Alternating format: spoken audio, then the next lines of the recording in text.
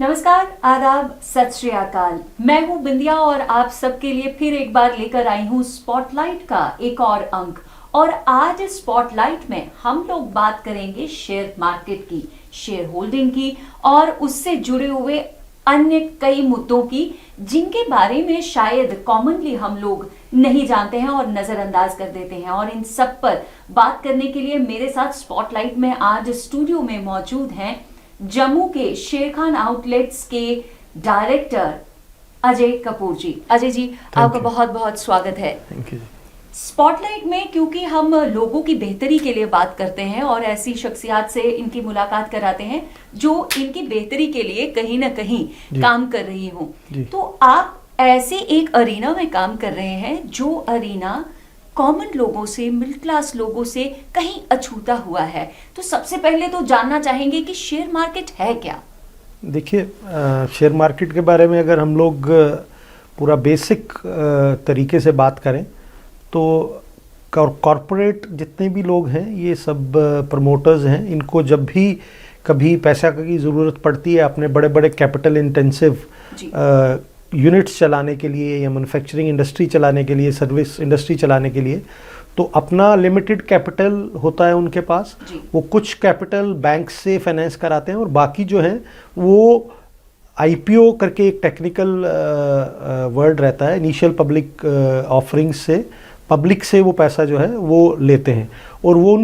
उस पैसे के बदले में वो एक पार्टनरशिप की तरह आप समझ लीजिए कि उतनी ही क्वांटिटी में, जिस क्वांटिटी में लोग उसमें,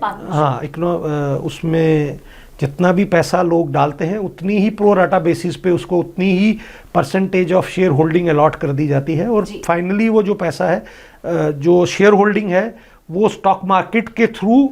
फिर लिस्टिंग में आती है और उसकी एक्चुअल वैल्यूएशंस जो हैं वो वहीं रिफ्लेक्ट होती हैं। और जितना पैसा लोगों की इन्वेस्टमेंट का बढ़ता है वो उसी में बढ़ता है और लोग जब चाहें, जैसे चाहें, अपनी रिटर्न्स को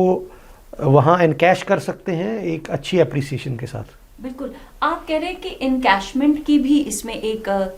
जरूरी मुद्दा, इसका एक पहलू इसका इनकैशमेंट का भी है। तो इनकैशमेंट की बात करते हैं तो सबसे ज्यादा जरूरत इनकैशमेंट की जो है वो मिडिल क्लास के लोगों को होती है। लेकिन यही देखा गया है कि मिडिल क्लास का जो लोग है, जो एक नॉर्मल सा एम्प्लॉई है किसी प्राइवेट सेक्टर में या किसी गवर्नमेंट सेक्टर में लोअर ओहदे पे काम कर रहा है, उन्हें शेयर मार्केट का नाम सुनते ही ना हमको ऐसे लगता है कि ये एक हवा जैसा है कि भाई शेयर में पैसा मत डालना, डूब जाएगा। नहीं, ऐसा नहीं है। इसमें कुछ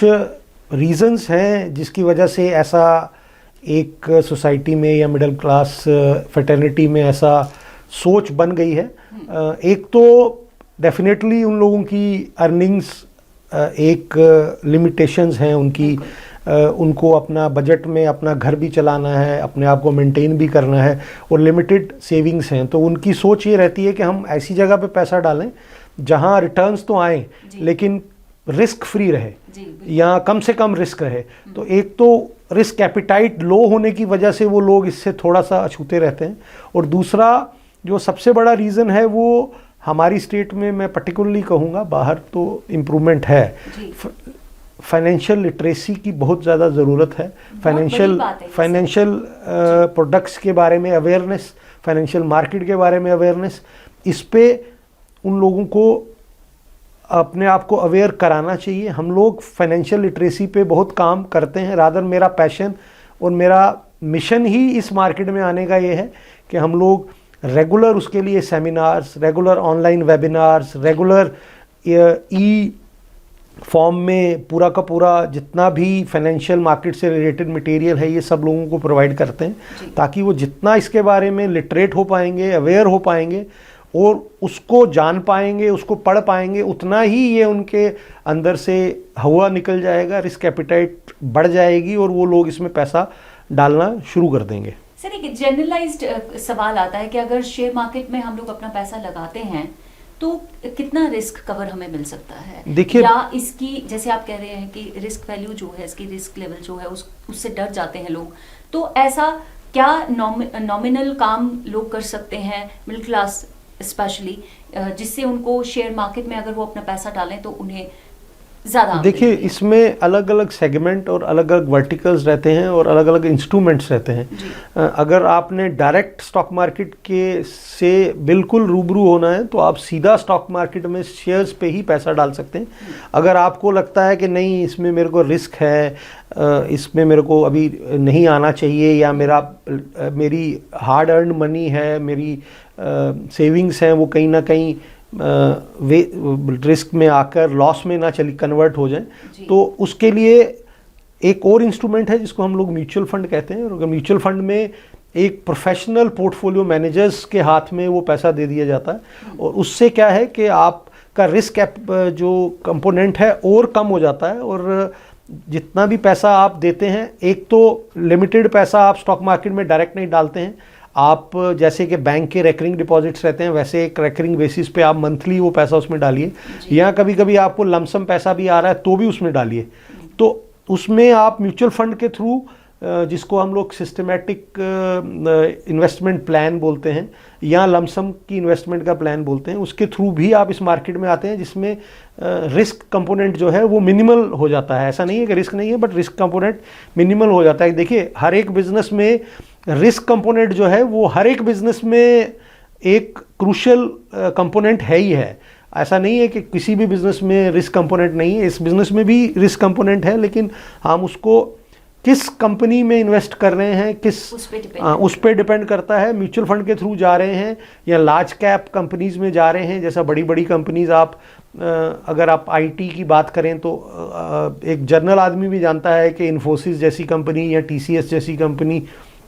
या HCL जैसी कंपनी जो है, उन कंपनियों में का कैपिटलाइजेशन इतना है, सेल्स इतनी है, प्रॉफिटेबिलिटी इतनी है कि वो कंपनीज में पैसा डालने में उनका रिस्क जो है मिनिमम है। इसी तरह हम लोग बाकी सेगमेंट्स में चले जाएं, से सीमेंट की बात करें तो ACC, अल्ट्राटेक एक हर एक के घर के नाम है, तो उसमें उन कंपनीज में पैसा डाल सकते हैं। अब अगर आप टेलीकॉम में बात करें तो एयरटेल और जियो जो हैं वो एक टॉप कंपनीज हैं, तो उसमें ऐसा पैसा डाल सकते हैं। तो फार्मास्यूटिकल्स हैं तो जैसे डॉक्टर रेड्डी है, ग्लेक्सो है, जैसा भी सन फार्मा है, इस तरह की top companies. General life routine में जिन प्रोडक्ट्स की हम बात करते हैं, जिन्हें हम यूज करते हैं, FMCG एप्लीकेबल होते हैं हमारी लाइफ के लिए, तो उन कंपनीज में हम इन्वेस्ट हमें पैसा डालिए। देखिए, आप अगर FMCG की बात करें तो अगर आप कॉलगेट की बात करें तो हर एक के घर का टूथपेस्ट वैसा है, या FMCG में आप हिंदुस्तान लीवर के प्रोडक्ट्स की बात करें तो शायद 1500 प्रोडक्ट ऐसे होंगे जो डेली यूज़ में आप ले रहे हैं। तो अगर वो आप रेगुलरली कंज्यूम कर रहे हैं और रेगुलरली उनकी सेल हो रही है और रेगुलरली कंपनियां प्रॉफिट कमा रही हैं, तो आपका भी पैसा जो उस कंपनी में लगा है वो डेफिनेटली आपको कहीं ना कहीं प्रॉफिट दे के ही जाएगा, तो उसमें रिस्क उतना ही कम हो जाएगा। तो हम लोग मीडियम क्लास के लिए जनरली यही रिकमेंड करते हैं कि आप लोग लार्ज कैप में पैसा डालिए या फिर आप थ्रू म्यूचुअल फंड एंट्री करिए। ये म्यूचुअल फंड की जो बात है सर, अजय जी, एक कॉमन नोशन है लोगों का कि म्यूचुअल फंड्स में भी रिस्क वैल्यू बहुत ज़्यादा होती है, रिस्क बहुत ज़्यादा होता है, और लोग कई बारी may be because of a little knowledge mutual funds के बारे में जानकारी लोगों को कम होती है, और उस वजह से भी कई बारी लोग चूक जाते हैं म्यूचुअल फंड्स के थ्रू इन्वेस्ट करने में। तो ऐसे टाइम के लिए, ऐसे लोगों के लिए आप क्या सजेस्ट करेंगे कि उन्हें म्यूचुअल फंड में अगर इन्वेस्ट करना है तो किस तरह की जानकारी उनको पहले पता होनी चाहिए कंपनी के बारे में, ताकि वो म्यूचुअल फंड्स में? देखिए, म्यूचुअल फंड की जहाँ तक आप बात करें तो हम अगर अपनी कंपनी इन हाउस रिसर्च की भी बात करें तो हम लोग ऑलमोस्ट लास्ट 25 ईयर्स का डाटा मेंटेन करते हैं, और वही डाटा जो है, और उसको हम लोग वीकली बेसिस पे अपडेट करते हैं, वही डाटा हम लोग अपने कस्टमर्स को भी देते हैं और अपने एनालिसिस के लिए भी रखते हैं कि आप उस एक पर्टिकुलर प्रोडक्ट की, चाहे तो वो किसी सेक्टर में इन्वेस्ट करता है,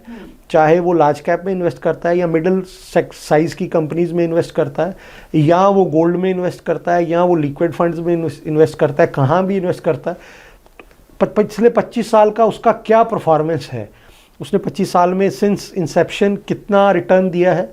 उसके जिस सेक्टर्स में पैसा लगा था उन सेक्टर्स में कितनी ग्रोथ आई है, उन सेक्टर्स आगे फ्यूचर में कितना ग्रो करने वाले हैं, पिछले 3 साल में क्या ग्रोथ थी, 5 साल में क्या ग्रोथ थी, सिप में क्या ग्रोथ थी, लमसम में क्या ग्रोथ थी, उसके पर्टिकुलर स्टॉक्स, मेजर स्टॉक्स कौन से हैं जिसमें उसका पैसा लगा है। ये सब चीज़ें जो है हम लोग रेगुलर बेसिस पे डाटा मेंटेन करते हैं, वो कस्टमर के एंड पे भी हम लोग अवेलेबल कराते हैं, हम भी रिसर्च करते हैं, और उन सब बेसिस पे ही हम लोग इन सबको रिकमेंड करते हैं कि आप म्यूचुअल फंड्स में ही पैसा है, वो पैसा आपका स्टॉक मार्केट में ही आएगा, शेयर्स में ही आएगा, लेकिन इनडायरेक्टली आएगा थ्रू प्रोफेशनल पोर्टफोलियो मैनेजर्स आएगा, ताकि आपका रिस्क को बिल्कुल ही मिनिमम लेवल पे लाया जाए। पोर्टफोलियो मैनेजर्स की आप बात कर रहे हैं, तो कितना ज़रूरी हो जाता है हमें किसी भी एजेंट के बारे में पहले नॉलेज गेन करना और फिर ये देखना कि उस एजेंट की ग्रोथ कितनी रही है, क्या ये भी ज़रूरी नहीं, ये है, ज़रूरी है। जो मैं आपने वही बात दोबारा रिपीट कर ली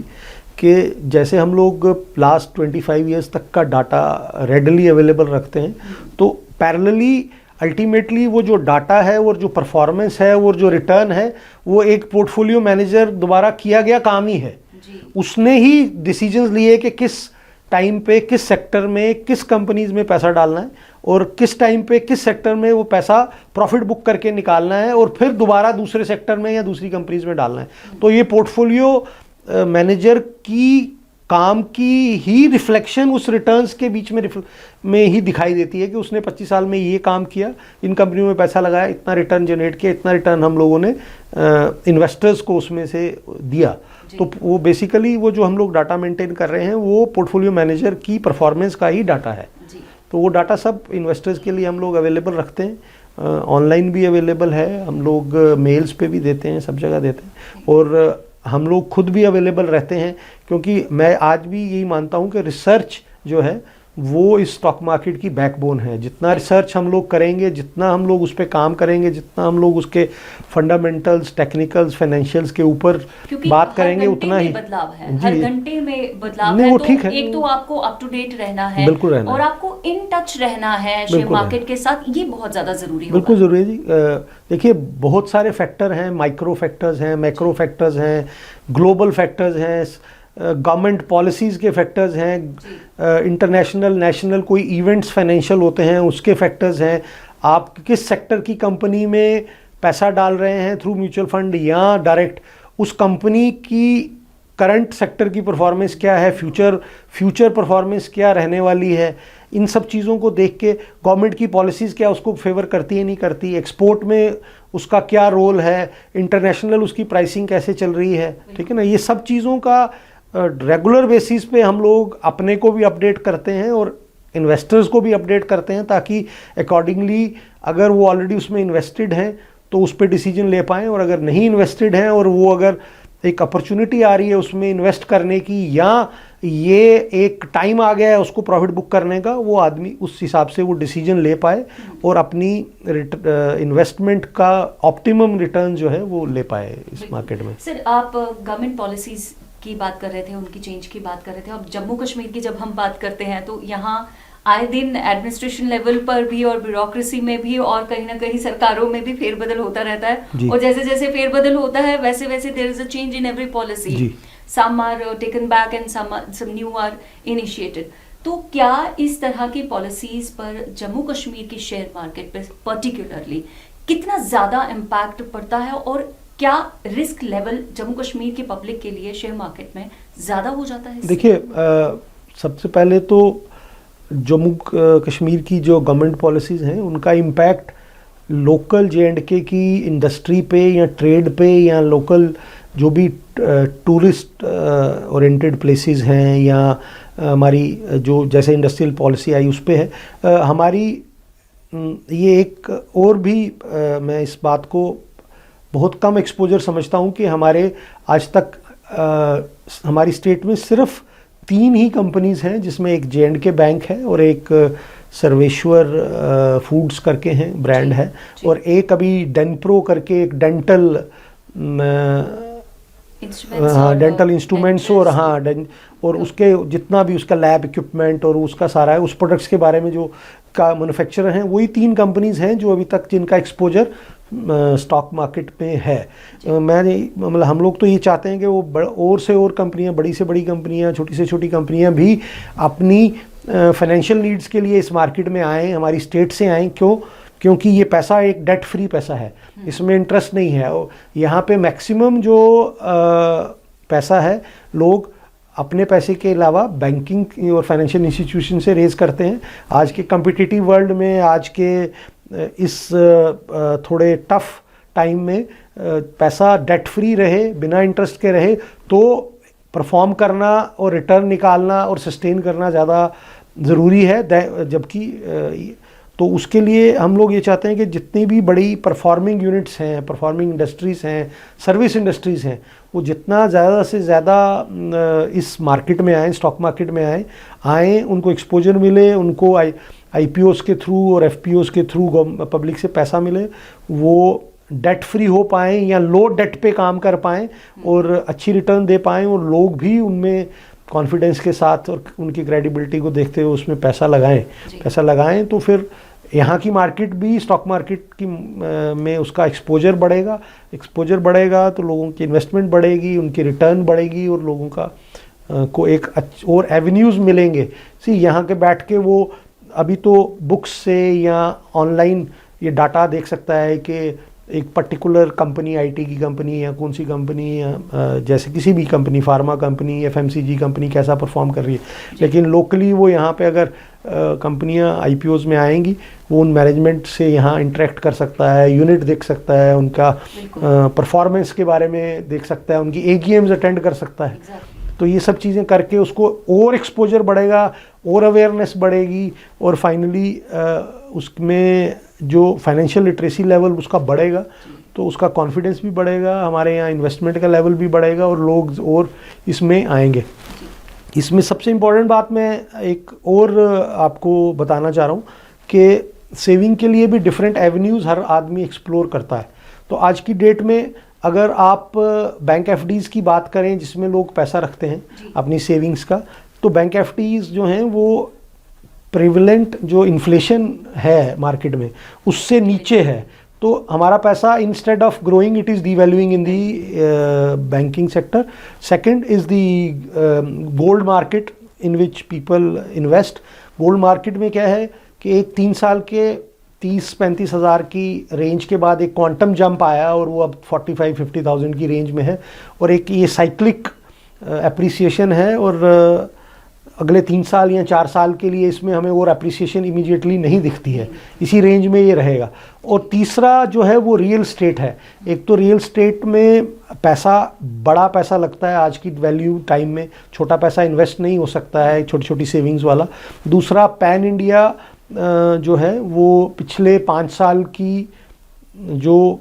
रियल एस्टेट की वैल्यूज़ भी थी वहीं पे मार्केट सैचुरेट होके आज भी वहीं प्राइसेस खड़ी हैं। तो आ जाके ग्रोथ नहीं है, आ जाके स्टॉक मार्केट ही ऐसा या म्यूचुअल फंड ही ऐसा एक एरिना रह गया है जहाँ पे इन्वेस्टर का पैसा जो है वो आ रहा है, वो पैसा आएगा और आता रहेगा। और आज जो मार्केट है मतलब अपनी हिस्ट्री की अगर Indian market stock Bombay stock exchange की बात करें तो 100+ ईयर्स से काम कर रहा है, या NSE की बात करें तो 25-30 ईयर्स से काम कर रहा है। तो आज की डेट में मार्केट जो है वो अपने पीक लेवल पे है। वो सिर्फ यही सब रीजंस हैं कि इससे बड़ा एवेन्यू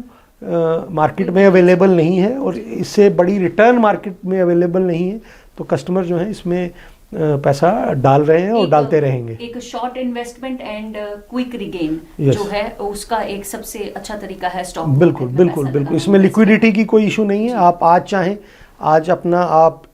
1 लाख चाहें या 1 करोड़ चाहें या 100 करोड़ चाहें, आप चाहें तो एक दिन में वो पैसा इनकैश करके 3 दिन में आपके बैंक अकाउंट में आ सकता है। लिक्विडिटी का कोई इशू नहीं है, ट्रेडिंग वॉल्यूम्स का कोई इशू नहीं है। कंपनीज जिसमें आप इन्वेस्ट करना चाहते हैं या करना चाहिए उनकी कैपिटल वैल्यूज़ में कोई भी कमी नहीं है। तो एक बहुत बड़ा एरिना है। आप इस चीज़ को अगर वॉल्यूम वाइज जाएं तो it is enormous. 15 lakh crore से ज़्यादा का एक दिन का वॉल्यूम है स्टॉक मार्केट का पूरे इंडिया में। तो 15 लाख करोड़ रुपए में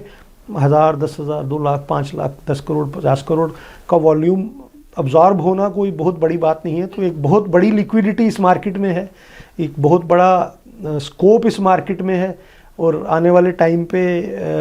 बहुत बड़ा लोगों को एक रिटर्न का और इन्वेस्टमेंट का ये ज़रिया रहने वाला है और रहेगा। तो एक लॉन्गर टर्म के लिए इन्वेस्ट करें और लॉन्गर टर्म के लिए रिगेन भी करें, ये एक जो मैसेज है ये शेर खान की तरफ से और Definitely, director yes. Ajay Kapoor ji की तरफ से हमारे को मिलता है। और सबसे बड़ी बात ये आज की हमारी इस कॉन्वर्सेशन से सामने आती है कि म्यूचुअल फंड्स जो हैं और एसआईपीज जो हैं, ये सबसे अच्छी इन्वेस्टमेंट हो सकती है जो हमारे मिडिल क्लास के लोग हैं उन लोगों के लिए। Definitely yes. आप हमारे स्टूडियो में आए और स्पॉटलाइट में हमारे दर्शकों के लिए इतनी अच्छी जानकारी आपने छोटे से समय में इन तक पहुंचाई, उसके लिए आपका बहुत बहुत शुक्रिया। Thank you ji, thank you so much. Spotlight में इसी तरह की और बातें आपके साथ साझा करते रहेंगे, लेकिन उसके लिए आपको बने रहना पड़ेगा हमारे साथ और देखते रहना चाहिए spotlight. Till then, this is Bindiya Tiku signing off for now.